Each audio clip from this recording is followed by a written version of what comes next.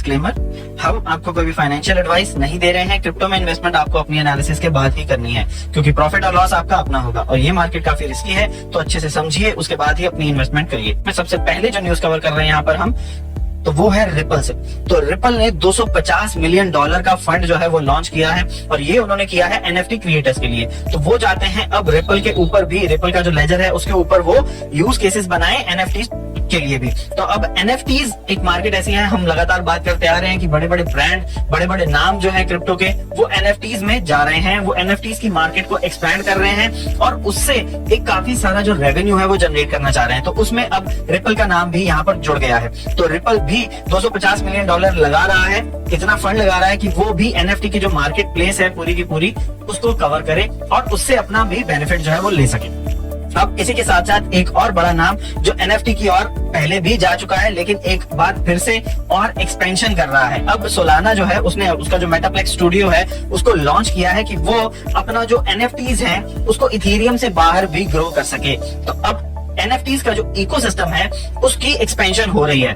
धीरे धीरे नए प्लेटफॉर्म्स, नए जो ब्लॉकचेन टेक्नोलॉजीज हैं उनके ऊपर एनएफटीज लॉन्च हो रहे हैं। अब ये मार्केट प्लेस जब लॉन्च हो रहे हैं तो इस मार्केट प्लेस में आपको और ज्यादा यूजर्स देखने को मिलते हैं।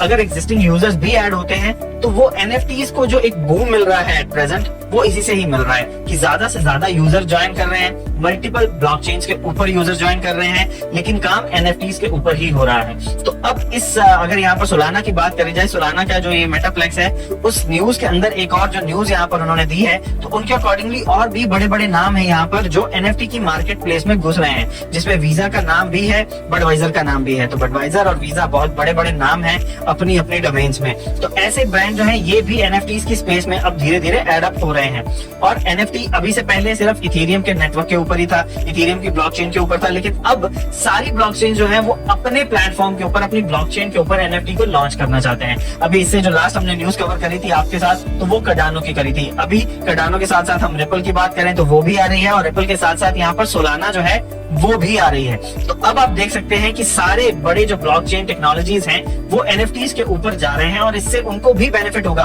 उनके जो नेटिव टोकन है उनको बेनिफिट मिलेगा ही। अब सोलाना का नेटिव टोकन है सोल, उसको बेनिफिट मिलेगा, रिपल का एक्सआरपी उसको बेनिफिट मिलेगा, कार्डानो का एडा उसको भी बेनिफिट मिलेगा। तो अब ये सारे एनएफटीज की मार्केट प्लेस लॉन्च करके उसको भुनाना चाहते हैं और अपना बेनिफिट करना चाहते हैं।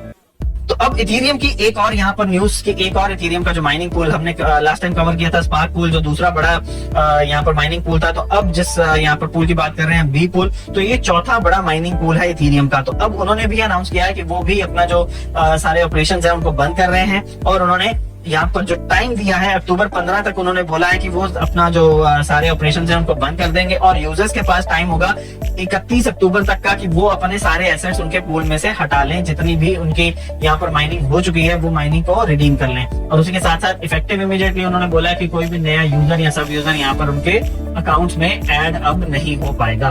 तो ये इथेरियम के लिए अब समझ में नहीं आ रहा है कि ये पॉजिटिव आउटलुक लाएगी या नेगेटिव लाएगी, क्योंकि अगर ये देखें तो पॉजिटिव इन द वे कि इथेरियम 2.0 के ऊपर जो इथेरियम जा रहा है तो उसमें ये सारे जितने भी माइनिंग पूल है वो ऑब्सोलेट हो जाएंगे।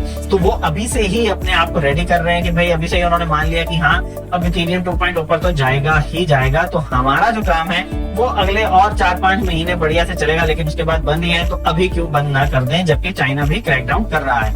तो यहाँ से पॉजिटिव आउटलुक ले सकते हैं इथेरियम 2.0 के लिए।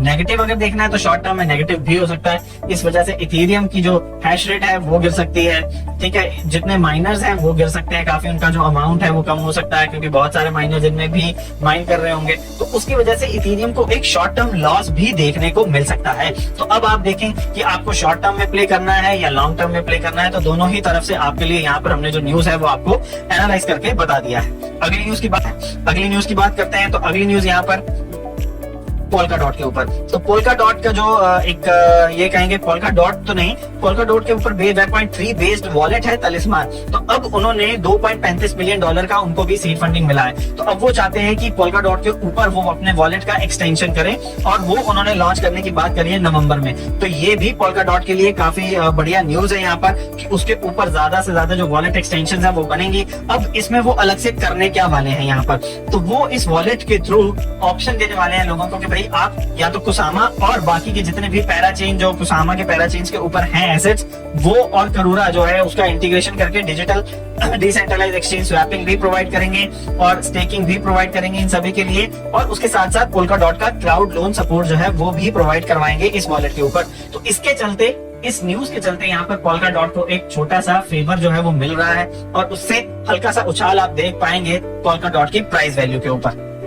अगली न्यूज की बात करें तो वीचैट जो एक एप्लीकेशन है यहाँ पर चाइना बेस्ड एप्लीकेशन है, तो वहां पर उस एप्लीकेशन के ऊपर जितने भी क्रिप्टो के रिगार्डिंग ग्रुप्स थे उन सभी को बंद कर दिया गया है। तो ये सारा हुआ है चाइना के क्रैकडाउन के चलते। तो चाइना ने यहाँ पर जो क्रैकडाउन किया है उसके चलते देखा ये जा रहा है कि सारे के सारे जितने भी यहाँ पर ये जो वीचैट के ऊपर क्रिप्टो के रिलेटेड ग्रुप्स थे उन सभी को बंद कर दिया गया है ऑर्गेनाइजर्स द्वारा। तो फ्रेंड्स ये थी हमारी आज की दूसरी न्यूज अपडेट। आपके लिए आपको कैसी लगी जरूर बताइएगा।